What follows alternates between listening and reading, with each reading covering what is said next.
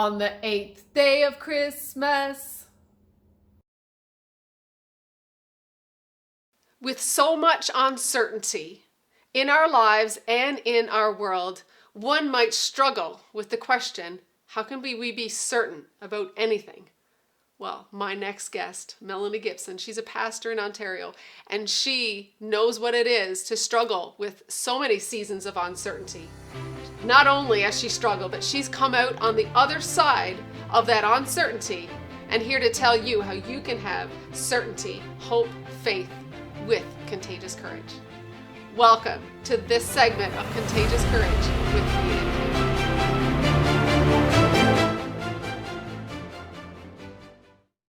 Wow, here it is, 2021, first segment of Contagious Courage, and we've just made it through one of the most intense years, to say the least. But here we are today. I have Melanie Gibson in studio to start off this new year with a dose of courage that I know will ignite your heart with hope today. Melanie Gibson, welcome to Contagious Courage. Oh, thanks, Fiona. That's such a nice, warm welcome. And it has been a nutty year, but here we are. We're still smiling and we're getting together on screen, and I'm so delighted to be here. So thanks for having me. Absolutely. I'd like for you to take us back to Melanie when you were 11. That was your first life-changing moment of uncertainty. Could you share that story with us? Sure. I woke up in the morning. I had a friend staying over for a sleepover. She'd been from London from my ballet class, and she was there with me. I remember the sheriff coming to our door, and I didn't know why he was there, but I just remember all this commotion in the hallway and talking and all these voices that I didn't recognize. So I went out to see what was happening, and I didn't know it, but they were there to take literally every stick of furniture in our house. And so in the morning, we woke up in this house that was fully furnished, a big home, like, 19 or 20 room home. And at the end of the day, it was empty except for our own bedroom furniture. That it was all gone, and a few things in the kitchen that my mom still had so that we could still eat and stuff like that. But other than that, we were sitting on cardboard boxes by the end of the day. And I love sharing my story of insecurity, because it brought me to the ultimate security of knowing Jesus. And so insecurity actually brought wonderful connection with God and with people to my life. And so that's kind of what happens when the world around you shakes. It pushes you into what's eternal, what's unmovable, what's unchanging, and that's God. Do you have what it takes to be a champion? I actually wrestled with what does it look like to be a champion? What does it look like to not simply win medals, but to be a champion? Because I think those are two different things. Because I think you can be a champion in terms of character, right? How you carry yourself, and not win medals. Yes. And you can also win medals and not be a champion in terms of character. So you take this passion of faith and that relationship with God, but then I also have this passion of sport. But what do you do when those two things kind of like collide or butt heads? Yes. Like, okay, what does it look like to move forward in faith in the situation? Faith in God, faith in myself, faith in my dreams. What does it look like to not lose hope? Sally, I see you. I hear you. I mean, if we could just only find someone passionate enough to lead this change in foster care, just if we could find someone. Great work, Sally, great. If only there was, and it was like you were becoming that person. And now you are that person. You're an advocate, and I want to talk a little bit about this book that you've written since then. I know you've been writing it for a while. But what is the title of this book? The book is named In Search of Serenity. And the whole theme around it is that she saved me. It's my adoption story. It's my life story with a little bit of my experience with social services as a child, and then even trying to adopt her. Sally's book is actually available now. I don't have it in hand.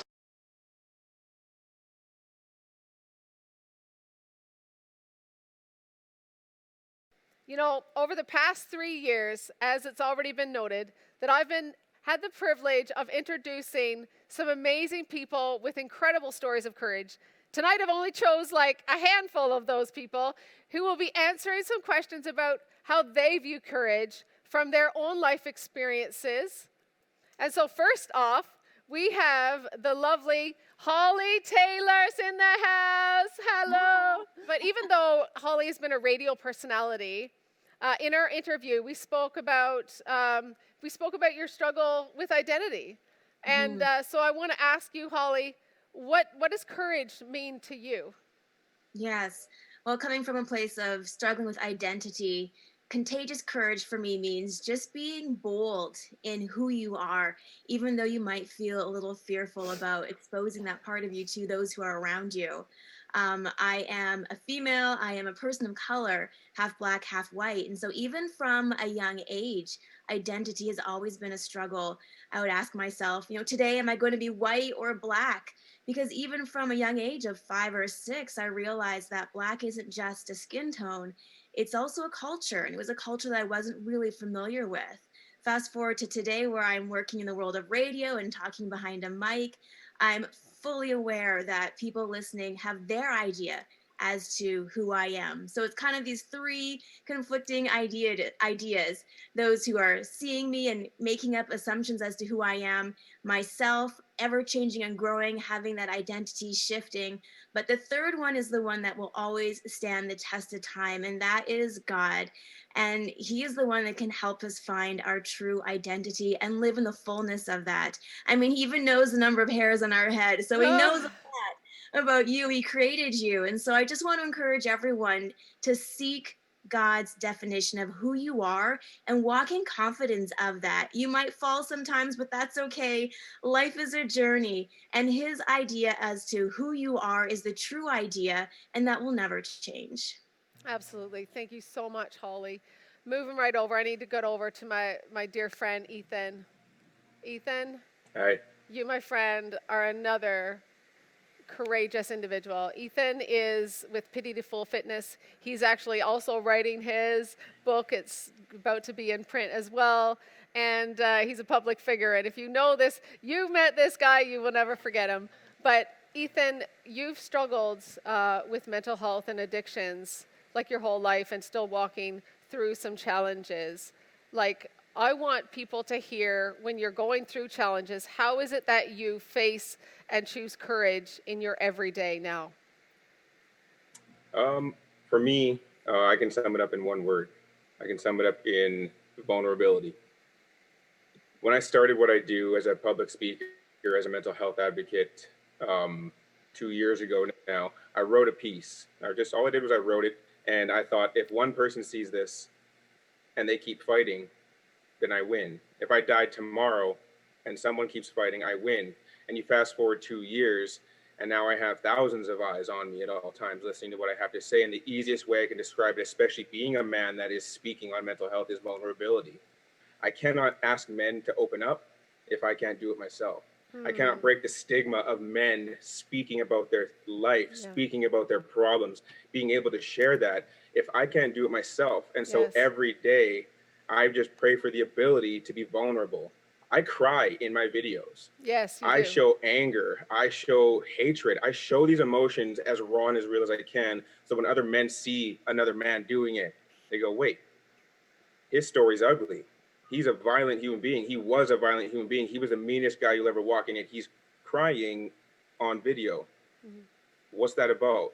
They ask a question, and questions lead to more answers, and answers lead to solutions, and solutions lead to healthier men leading us the way that we should be being led.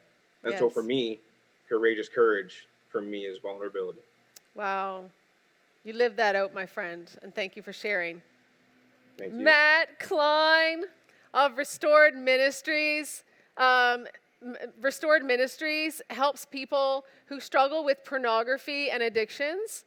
And I want to ask Matt tonight, Matt, how do you see courage lived out in the people that you serve?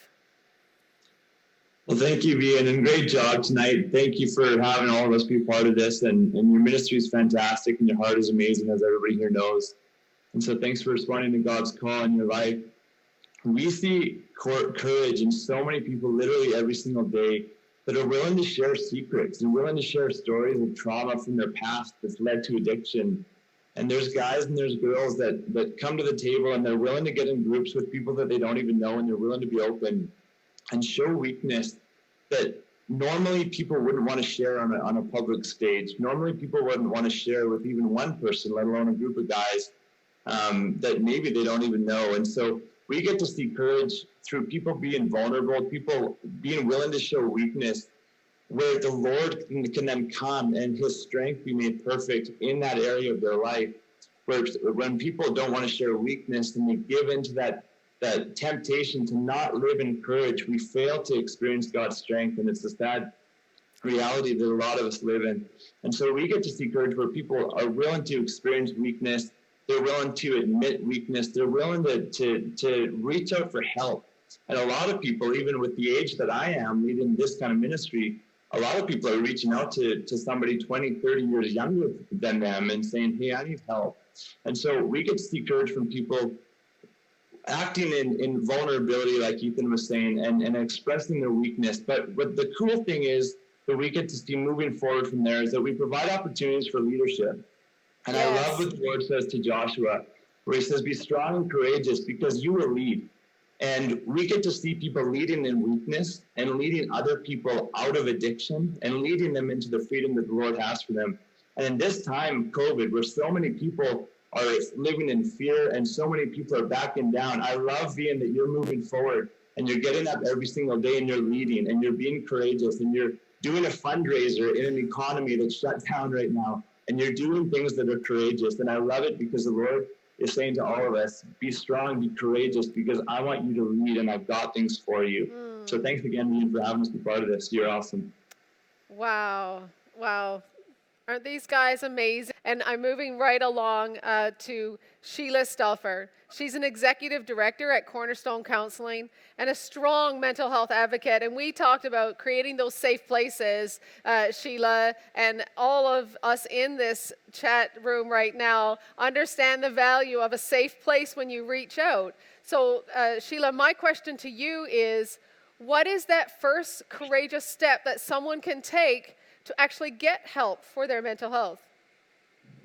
Well, thank you, Vianne. And I just want to say my cup is pretty full already. What a great bunch of speakers and singers we've had tonight. Really am enjoying this. So I work at Cornerstone and we are a mental health facility. We have counselors. And one of the things we often see when people come, and this is so common, is people come and they're very worried because they think they're the only ones. They're the only ones who are having these problems. They think that other people just can handle their lives and there's something deficient in them that they can't handle their lives. And along with that, they also feel like if people knew, if their support system, if their friends and family knew what was really going on in their head, that they would abandon them and that they would suffer social rejection. And although these things are usually not true, fear is a really strong jailer, right? Like it can really hold us back. So that fear is so real to them and can be so powerful. So the first step is, first of all, to identify that those things are a lie, that is not true. And the second part is to deny the lie. So when you deny the lie, you have to say to yourself, you know what? I can make positive changes in my life. I can move forward with my life.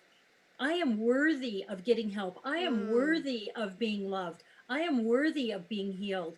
And then it's saying, and I also believe that enough people will still support me and love me, that I'm going to take these first steps. Wow. So for me, I would say that first, and it's a big one, big step of courage, is to identify and then deny the lie. Yes. Wow. Wow, you guys. I have one more guest that I'm calling actually in our social distancing stage here tonight, Mr. James H. Brown with James H. Brown and Associates. He's a successful businessman, but I can't express a very dear friend. Jim, welcome to the stage. I want to ask you, can you tell the people that are watching tonight and let us know, what do you see as the impact of a life of contagious courage? I thought about that, Vian, and in my own mind, I in my own way, to see the impact of contagious courage, we need look no further than our host tonight, Ms. Vian King. Vian has given me the privilege of reading proofs of her book, and I can only say this is a must-read for anybody interested in turning their own troubles into triumphs. In the book, Vian bears her heart and soul. You'd have to read it to believe it, but she bears her heart and soul in order to bring a message of hope to all of us, to show us how to go further, to overcome whatever troubles they face. But she shares all of this with one purpose in mind. She has a purpose of charting a path to hope. Her book is purpose-driven. Any of you out there will read The Path to Hope. The path to turn troubles into triumphs, to overcome whatever problems they're facing. But Vian has a dream that comes through the book loud and clear. Her dream is to set the captives free, to free all of us from the invisible chains that hold us back from going further, to show us that anything is possible with God. Contagious courage, and you've heard lots of this tonight, but contagious courage will touch every heart of every person that reads this book. It'll touch their heart and change their life. And that's Vian King in a message. That's the only way I can describe the impact of contagious courage. And we're looking right at it. That is contagious courage. Thank you so much, Jim. I can't thank you all enough for just being here to help be a part of igniting some hope here tonight. Jim, thank you for that beautiful, glowing book endorsement that I'm hearing for the first time here tonight on this stage as well. So thank you so much, Vian. So much. All that's left to say is, not to us, O Lord, not to us, but to you and your name goes all the honor and glory for his unfailing love and faithfulness. Until next time, bye for now.